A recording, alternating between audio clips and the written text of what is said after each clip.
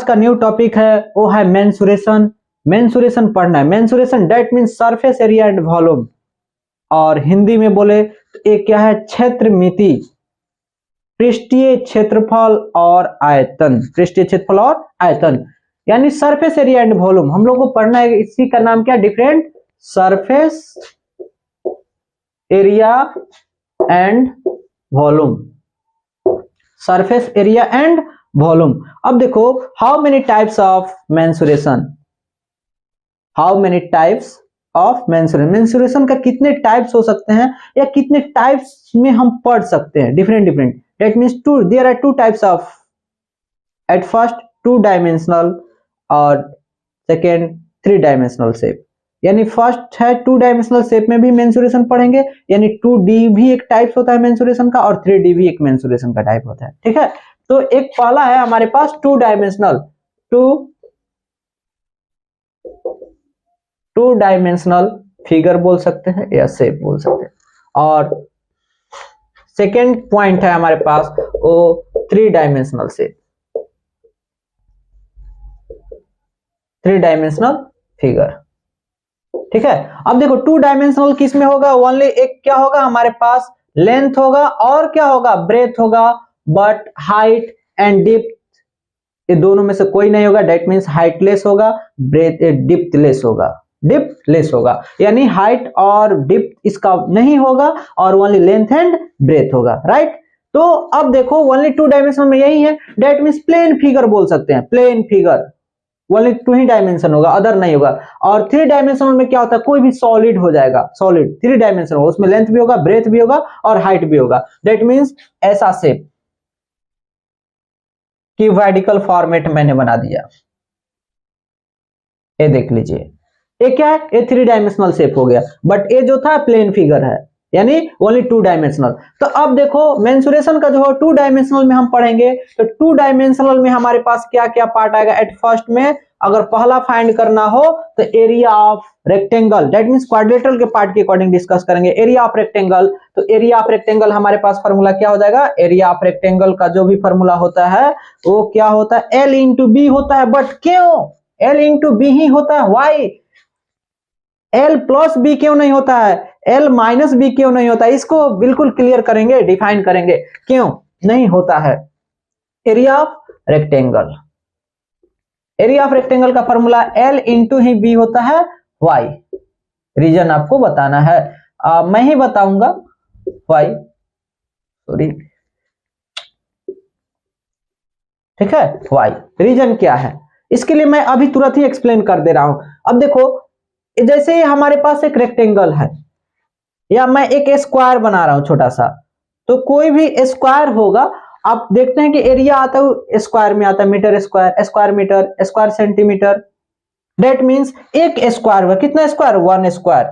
इसमें कितना है, दैट मींस ए लेंथ होगा वो 1 यूनिट, यूनिट में आपका सेंटीमीटर हो सकता है या मीटर भी हो सकता है। और एज द ब्रेथ का होगा वो ब्रेथ क्या हो जाएगा, 1 सेंटीमीटर ही लेते हैं। तो जब बोथ को मल्टीप्लाई करेगा तो दैट मींस 1 स्क्वायर सेंटीमीटर हुआ। अब इसी में मैं एक और क्या कर दूं, स्क्वायर ऐड कर देता हूं, तो 2 स्क्वायर हो गया, 2 स्क्वायर सेंटीमीटर। फिर एक और स्क्वायर ऐड कर दिया, 3 हो गया, एक और ऐड कर दिया, 4 ऐड हो गया। दैट मींस यहां पे देखिएगा तो 4 सेंटीमीटर स्क्वायर होना चाहिए, 4 स्क्वायर हो गया। बट यहाँ पे रूल्स हमारे पास क्या हो सकता है, हम ये 1 यूनिट एक था और इधर भी इंक्रीज कर दिया 1 यूनिट, तो टोटल कितना हो गया, टोटल देखेंगे तो 2 यूनिट हो गया। और एज द ब्रेथ के फॉर्म में भी 1 यूनिट और 1 यूनिट, 2 यूनिट हो गया। तो हम 2 + 2 भी करेंगे तो भी हमारे पास 4 मिल जाएगा, 2 × 2 भी करेंगे तो भी 4 मिल जाएगा। बट इसमें मैं एक और क्या कर रहा हूं, स्क्वायर 2 और ऐड कर दिया। अब देखो एज द यही ब्रेथ है, बट ब्रेथ जो होता है, जो स्मॉलेस्ट डायमेंशन होता है उसको ब्रेथ लेते हैं, जो लॉन्गेस्ट होता है उसको लेंथ लेते हैं। तो यहाँ पे अब हम लेंथ एज द यूज कर लेते हैं, कितना 3, अब ये लेंथ हो गया, और एज द ब्रेथ कितना, ब्रेथ हमारे पास 2 यूनिट, 2। ठीक है, अब देखो इस केसेस में अगर हम 3 + 2 करेंगे तो 5 होगा, बट इसमें 5 स्क्वायर नहीं है, टोटल कितने स्क्वायर है, 6 स्क्वायर दिख रहा है, कितना 6 स्क्वायर दिख रहा है। तो इस केसेस के अकॉर्डिंग दैट मीन्स हम 3 into 2 ही करेंगे तो हमारे पास 6 आएगा। As the same this is the best result. अब इसी के अकॉर्डिंग अगर हम क्या करें, लेंथ है ब्रेथ है, और जूनियर क्लासेस में ऐसे पढ़ा जाता है कि मल्टीप्लाई का रूल्स क्यों होता है, क्योंकि 2 को अगर 2 टाइम्स ऐड किया जाएगा तो 2 into 2 भी बोले, या 2 को 3 टाइम्स ऐड किया जाए तो 3 into 2 बोले तो भी आपका वैल्यू मिल जाएगा। तो एज द सेम रूल्स यहाँ पे तो L into B ही इसी के अकॉर्डिंग क्या होता है, L into B यूज किया जाता है। अब ये है, हम तो क्लासेस एज द ले रहे हैं 9th and 10th बोथ के लिए ले रहे हैं। अब मेंसुरेशन में एज द फर्स्ट मैं रेक्टेंगल से स्टार्ट किया। अब इसी में रेक्टेंगल हुआ, अब रेक्टेंगल का एरिया मिला तो सेकेंड टाइप्स में आपके पास क्या आएगा, इसी का पार्ट में एक बारीकी से एक्सप्लेन कर रहा हूं। पार्ट क्या है हमारे पास, एज द एक ट्रायंगल। अब देखो ये रेक्टेंगल था, इस रेक्टेंगल को मैं क्या करता हूं, डायगोनल्स के अकॉर्डिंग 2 टाइप्स में मैं डिवाइड कर दिया, और बोथ जो ट्रायंगल्स है both are equal, both are equal. Why, अब दैट मींस दोनों को कांग्रुएंट कर देंगे, 9th क्लास के लिए कांग्रुएंट करेंगे, क्लियरली मिल जाएगा। अब देखो रेक्टेंगल का जितना एरिया है यही ना आपका ब्रेथ था और ये क्या है, लेंथ है, लेकिन ये हाफ हो गया, तो इसीलिए एक पार्ट का अगर एरिया निकालेंगे तो एरिया ऑफ, अगर हम मैं यहाँ पे कोई नेमिंग कर दूं ए बी सी डी, तो area of triangle A B C, area of triangle A B C equal to 1/2। That means इसी रेक्टेंगल का जो भी उसका हाफ है, एक का क्या है, हाफ होता है। That means both congruent triangles होता है, इसलिए इसको हम बोल सकते हैं एक दूसरे क्या दोनों इक्वल है, यानी रेक्टेंगल का हाफ है। तो 1/2 इंटू बेस यानी लेंथ इंटू ब्रेथ, तो हम लेंथ इंटू ब्रेथ करें या ब्रेथ इंटू लेंथ, दोनों बात सेम ही है, इसलिए 1/2 इंटू बेस इंटू हाइट। अब एज द ए जो यहाँ पे बेस जो दिख रहा है, वो जो बेस दिख रहा है 1/2 बेस, और एज द बेस इसको ले लो, चाहे एक्सचेंज भी कर लो, नो कोई भी प्रॉब्लम नहीं होगा।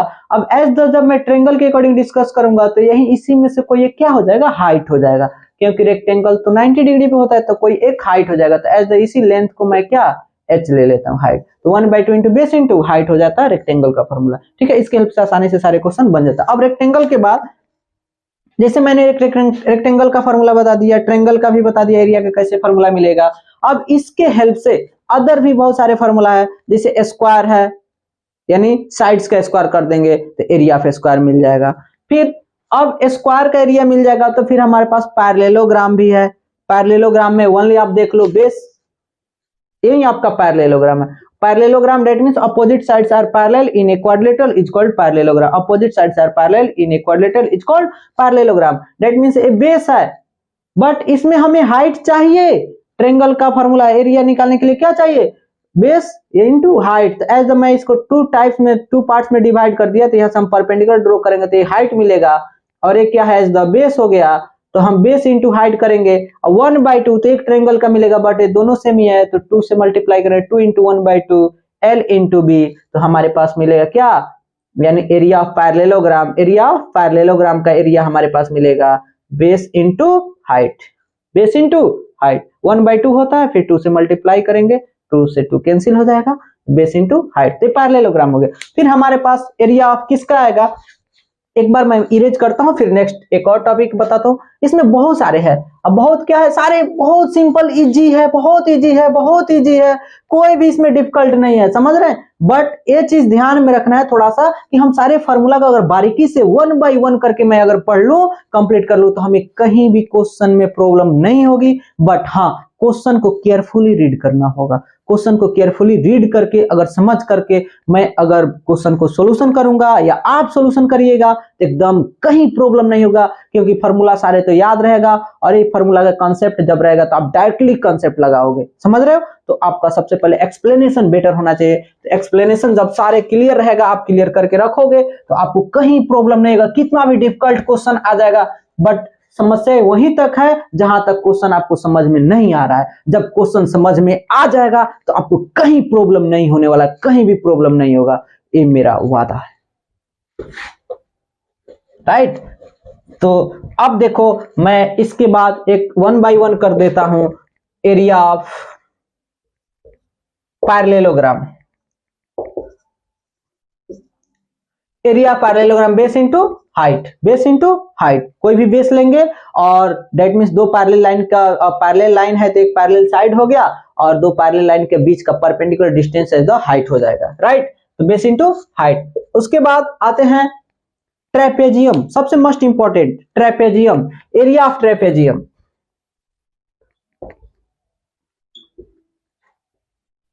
एरिया ऑफ ट्रेपेजियम, अब देखो ट्रेपेजियम का शेप, एज अ शेप भी क्लियर होना चाहिए कि पैरेललोग्राम का अपोजिट साइड ओनली पैरेलल होता है, इज कॉल्ड पैरेललोग्राम, अदर कुछ नहीं। हाँ, अपोजिट साइड क्या होना चाहिए, पैरेलल होना चाहिए, इज कॉल्ड पैरेलल। नाम से ही उसका डिफिनेशन क्लियर होता है। अब एक क्या है हमारे पास कंडीशन हो जाता है, दैट मींस प्रॉपर्टी बोल सकते हैं प्रूफ करने के लिए कि पैरेललोग्राम का opposite sides are equal, that means opposite sides are equal. तो पैरेललोग्राम का अपोजिट साइड इक्वल होता है, दैट मींस अगर नेमिंग करें A B C D, A B equal to D C and B C equal to A D होगा, ठीक है। और हमारे पास ट्रेपेजियम का है। अब ट्रेपेजियम में क्या होता है, ट्रेपेजियम का शेप आपको क्लियर होना चाहिए कि only one pair of opposite sides are parallel, या ओनली वन पेयर क्या होना चाहिए, पैरेलल होना चाहिए in a quadrilateral, is called trapezium. जैसे देखो A B C D, A D जो है हमारा वो बी सी के पैरेलल है, ठीक है, तो ट्रेपेजियम हो जाएगा। और अदर दो साइड्स होना चाहिए वो नॉन पैरेलल होना चाहिए, नॉन पैरेलल होना चाहिए। हाँ, बट अगर केयरफुली थोड़ा ध्यान से देखा जाए तो ये जो हमारे पास ट्रेपेजियम है, एक साइड्स अगर पैरेलल होगा और अदर साइड्स पैरेलल हो या नहीं भी हो, तो हमारे पास ये जो फॉर्मूला बनेगा,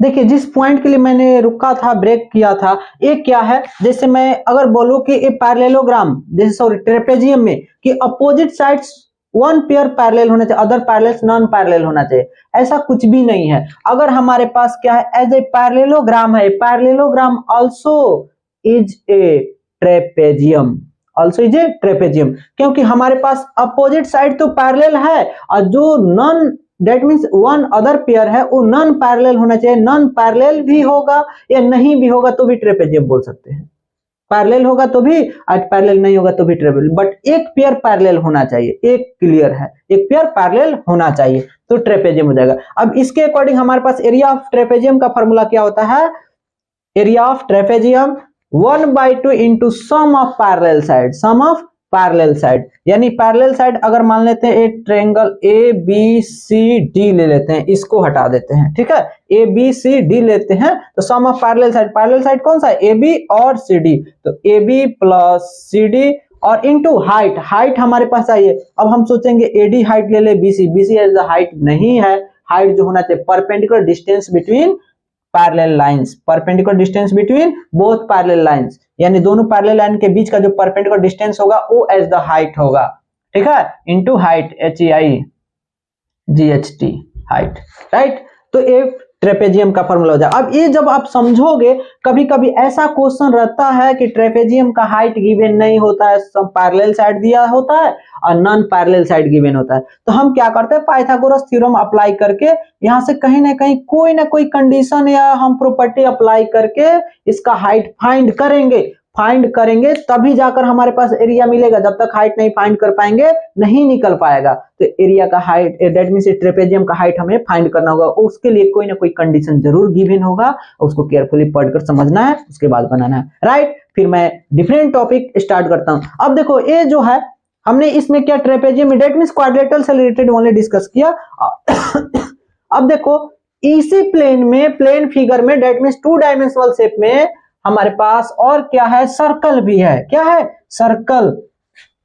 अब सोचिएगा circle, area of circle pi r square, why every, सारे जितने सारे मैथमेटिक्स में फॉर्मूला है सबका डेरिवेशन है मेरे पास, कोई भी नहीं बचेगा, 1 by 1 सबका होगा।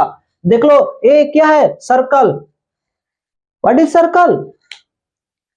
It is a locus of point, या it is a locus of points which moves in a plane in such a way that its distance from fixed point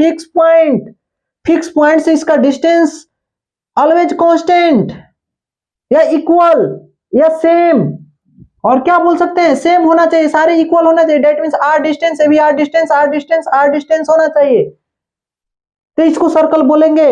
या हम ऐसे डिफरेंट इन अदर वर्ड्स में बोल सकते हैं क्या, the collection of all those points, the collection of the collection of all those points which moves in a plane in such a way that its distance from fixed point is always constant, is always constant।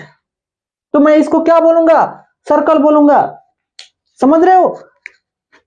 But a fix point जो होता है, fix point is called centre, fix point is called centre, ठीक है, fix point is called centre. And fix distance from fix point two the circle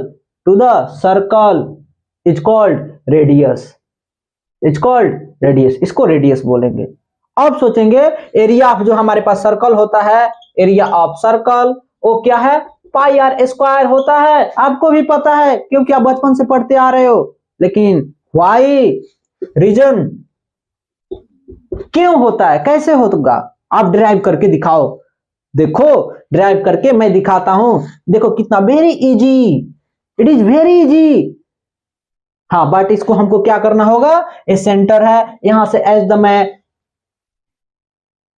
different as the cycle होता है ना, cycle का scope, उसको मैंने क्या किया, कट करके डिफरेंट फॉर्म में साइड कर दिया ऐसे, इसमें से कट करके एज द, अब ये जितने सारे हमारे पास डेट मीन्स इसको हम बोल सकते हैं क्या चीज, जैसे सेक्टर होता है, सेक्टर, सर्कल में सेक्टर पढ़ते हैं उसके अकॉर्डिंग। अभी जितने सारे सेक्टर्स है, सारे सेक्टर्स को मैं अरेंज कर रहा हूं जैसे इस टाइप से।